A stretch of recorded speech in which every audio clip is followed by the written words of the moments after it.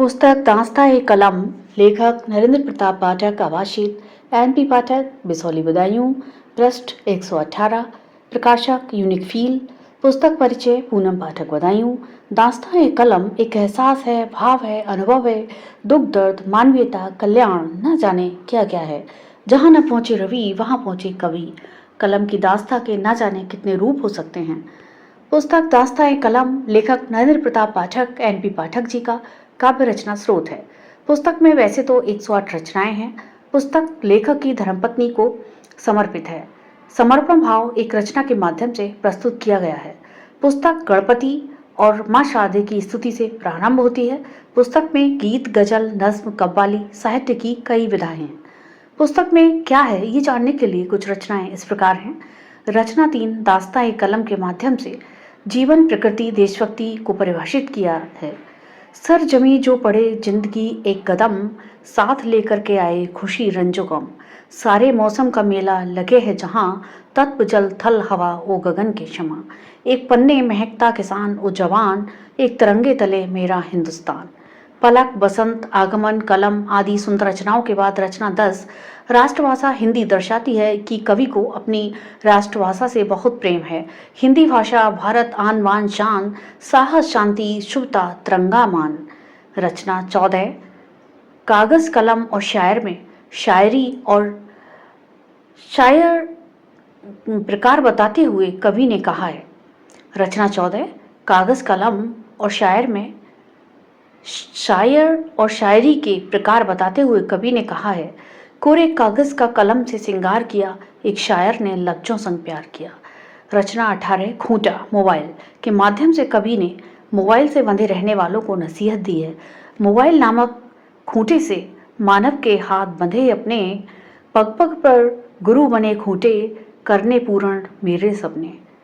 रचना 23 तीरगी गीत के माध्यम से कवि ने शिक्षा दी है कि अंधेरों से दूर रहा जाए। तब में तिमिर की तीरगी तराशते रहे, हम अंधेरों के इर्द गिर्द नाचते रहे।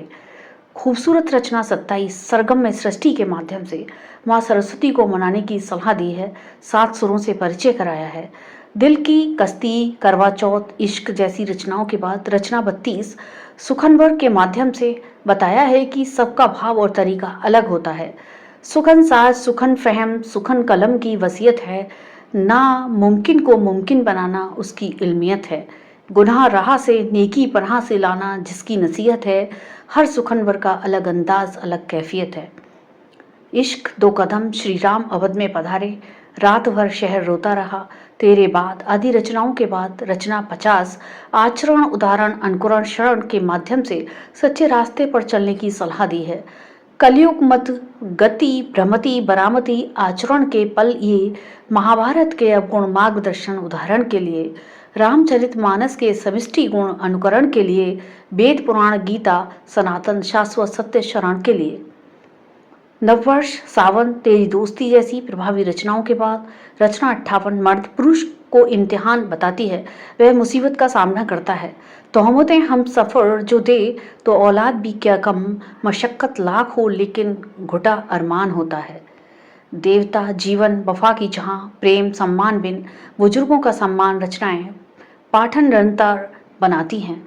रचना 77 देश दर्शाती है कि कवि को देश से बहुत प्रेम है, जिससे जनमानस को देशभक्ति की प्रेरणा मिलती है। रचना 78 आदमी एक जिंदगी दो बताती है। जगह बदलने पर महत्व बदल जाता है, चाहे व्यक्ति या वस्तु वही है।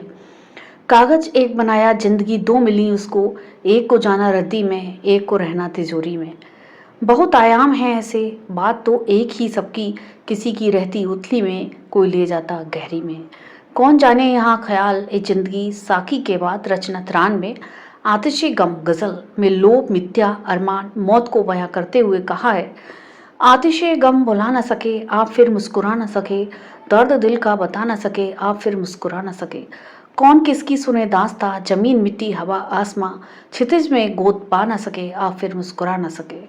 रचना 96 लरसते आंसू गजल बहुत सुंदर रचना है। जिंदगी जीने के उनके तरीके सब सुनहरे रहे, गम और खुशी और गम में भी सलीकों के पहरे रहे। जिंदगी जीने के उनके तरीके सब सुनहरे रहे, खुशी और गम में भी सलीकों के पहरे रहे।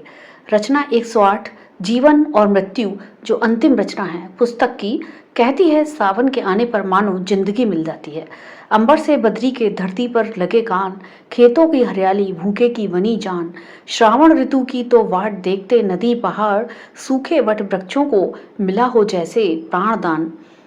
पुस्तक में उर्दू शब्दों का अधिक से अधिक प्रयोग किया गया है, जो पुस्तक की सुंदरता को और भी बढ़ा रहे हैं।